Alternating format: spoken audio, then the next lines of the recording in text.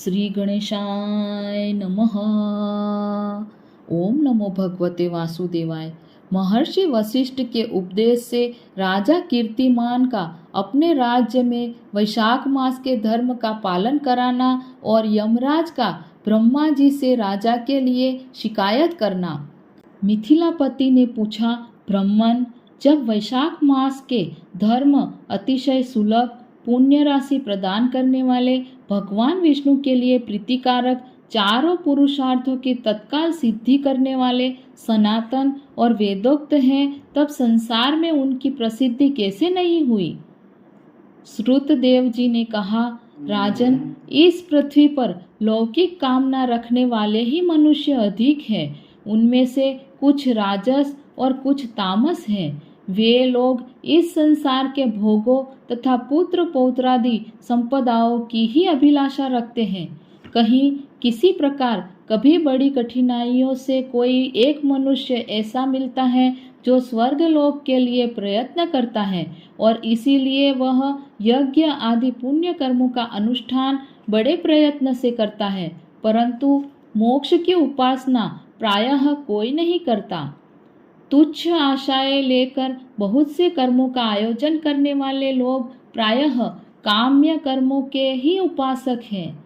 यही कारण है कि संसार में राजस और तामस धर्म अधिक विख्यात हो गए, परंतु सात्विक धर्मों की प्रसिद्धि नहीं हुई।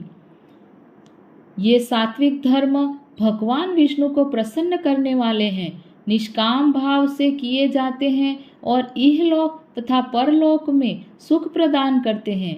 देव माया से मोहित होने के कारण मूढ़ मनुष्य इन धर्मों को जानते ही नहीं है। पूर्व काल की बात है, काशीपुरी में कीर्तिमान नाम से विख्यात एक चक्रवर्ती राजा थे। वे इक्ष्वाकु वंश के भूषण तथा महाराज नृग के पुत्र थे। संसार में उनका बड़ा यश था। वे अपनी इंद्रियों पर और क्रोध पर विजय पा चुके थे। ब्राह्मणों के प्रति उनके मन में बड़ी भक्ति थी। राजाओं में उनका स्थान बहुत ऊंचा था। एक दिन वे मृगया में आसक्त होकर महर्षि वशिष्ठ के आश्रम पर आए। वैशाख की चिलचिलाती हुई धूप में यात्रा करते हुए राजा ने मार्ग में देखा, महात्मा वशिष्ठ के शिष्य जगह जगह अनेक प्रकार के कार्यों में विशेष तत्परता के साथ संलग्न थे। वे कहीं पोंसला प्याऊ बनाते थे और कहीं छाया मंडप, किनारे पर झरनों के जल को रोककर स्वच्छ बावली बनाते थे। कहीं वृक्षों के नीचे बैठे हुए लोगों को वे पंखा डुलाकर हवा करते थे, कहीं ऊख देते, कहीं सुगंधित पदार्थ भेंट करते और कहीं फल देते थे। दोपहरी में लोगों को छाता देते और संध्या के समय शरबत।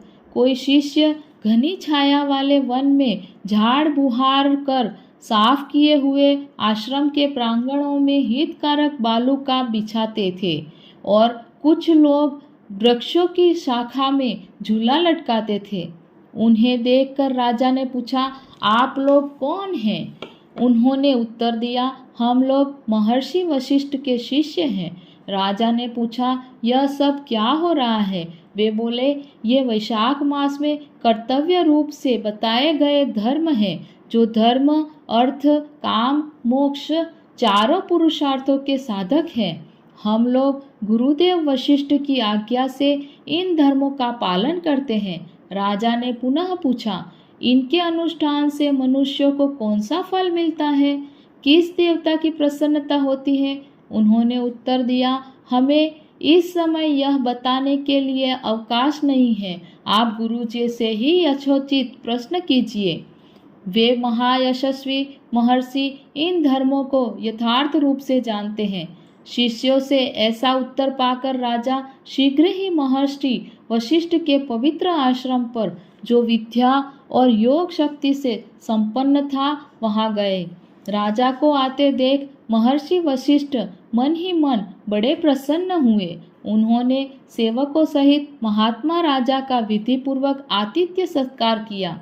जब वे आराम से बैठ गए तब गुरु वशिष्ठ से प्रसन्नतापूर्वक बोले, भगवान, मैंने मार्ग में आपके शिष्यों द्वारा परम आश्चर्यमय शुभ कर्मों का अनुष्ठान होते देखा है, किंतु उसके संबंध में जब प्रश्न किया तब उन्होंने दूसरी कोई बात न बताकर आपके पास जाने की आज्ञा दी।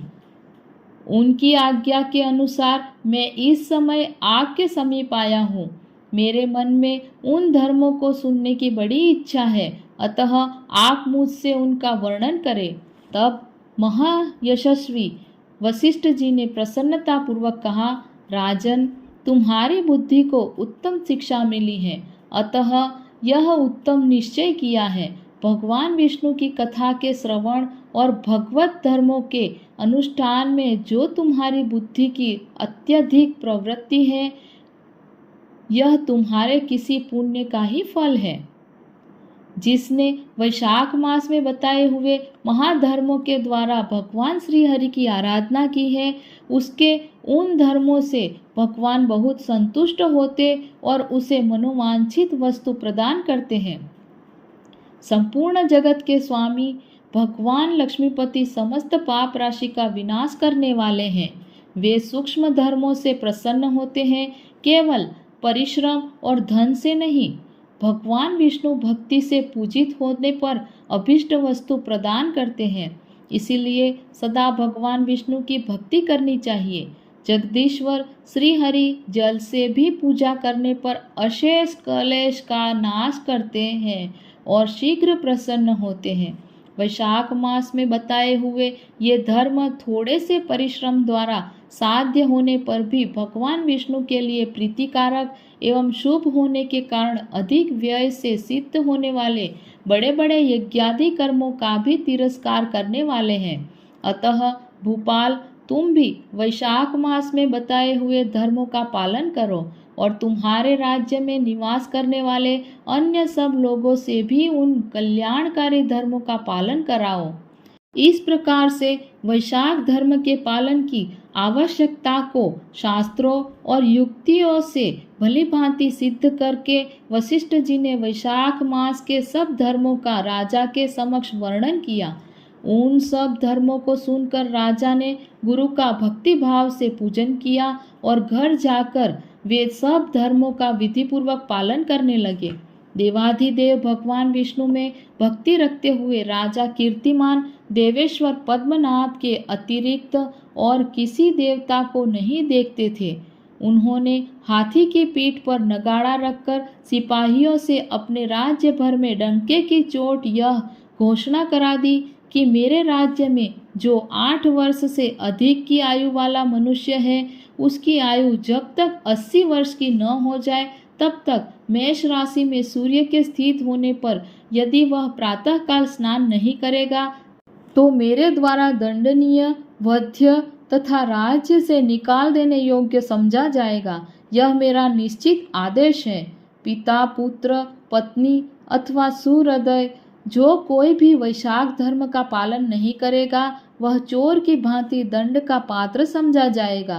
प्रातःकाल शुभ जल में स्नान करके श्रेष्ठ ब्राह्मणों को दान करना चाहिए। तुम सब लोग अपनी शक्ति के अनुसार पौंसला, प्याऊ और दान आदि का धर्मों का आचरण करो। राजा कीर्तिमान ने प्रत्येक ग्राम में धर्म का उपदेश करने वाले एक एक ब्राह्मण को बसाया।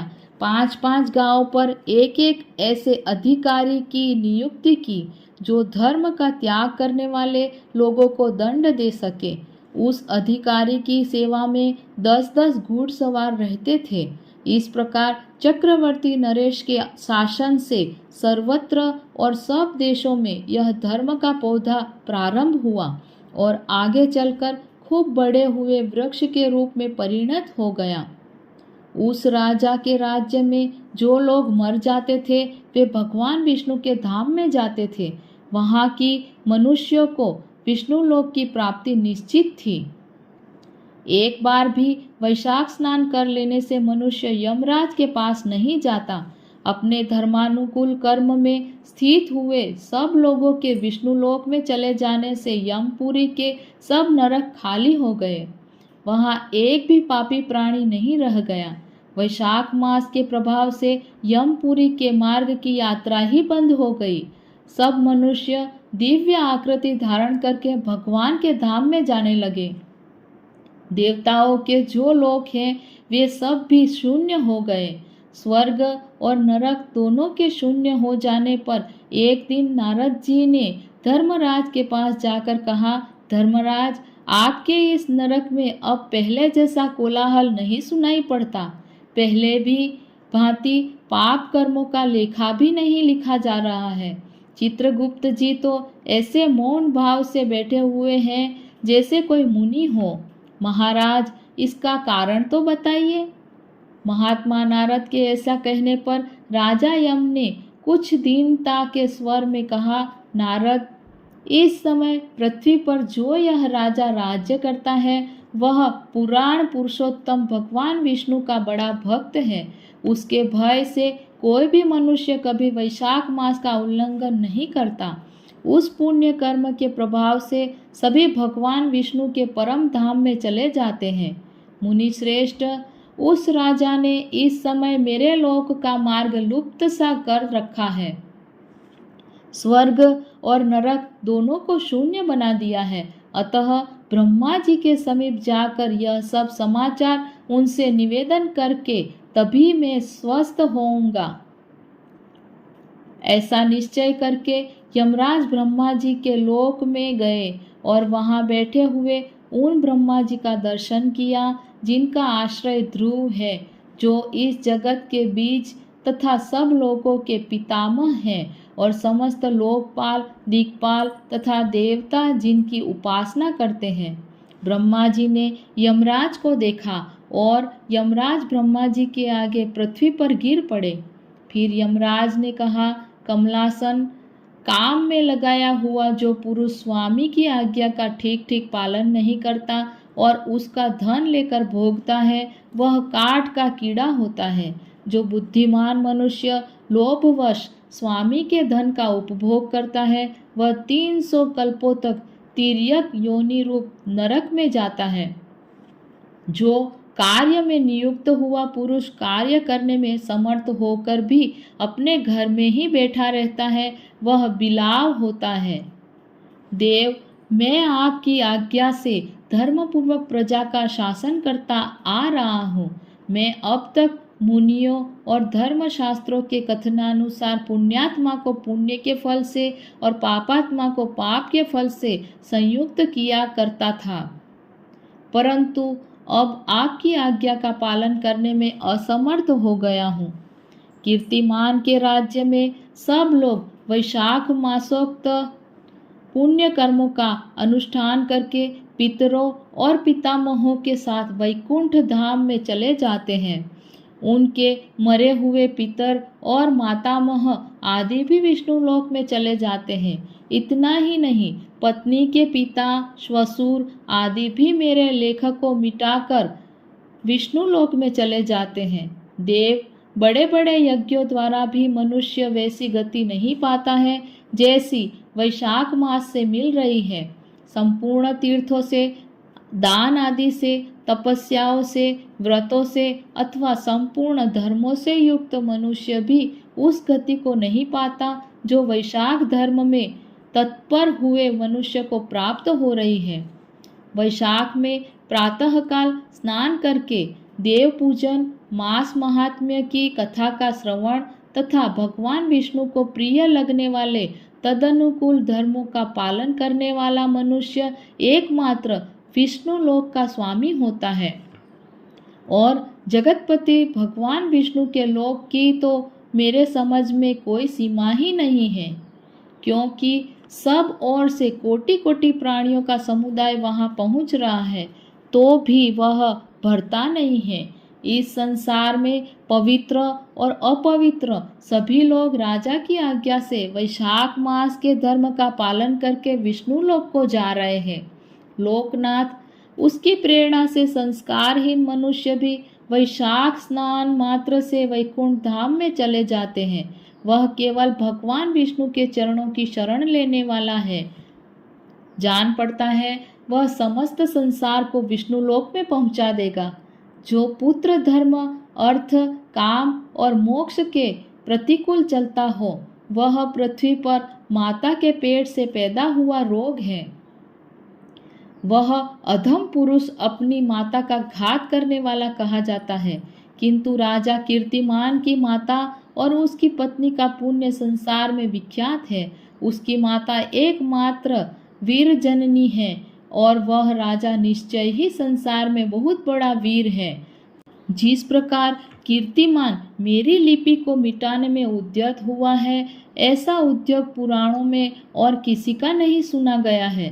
भगवान विष्णु की भक्ति में तत्पर हुए राजा कीर्तिमान के सिवा दूसरे ऐसे किसी को मैं नहीं जानता, जो डंका बजाकर घोषणा करते हुए लोगों को ऐसी प्रेरणा देता हो और मेरे लोक के मार्ग को विलुप्त करने की चेष्टा करता रहा हो।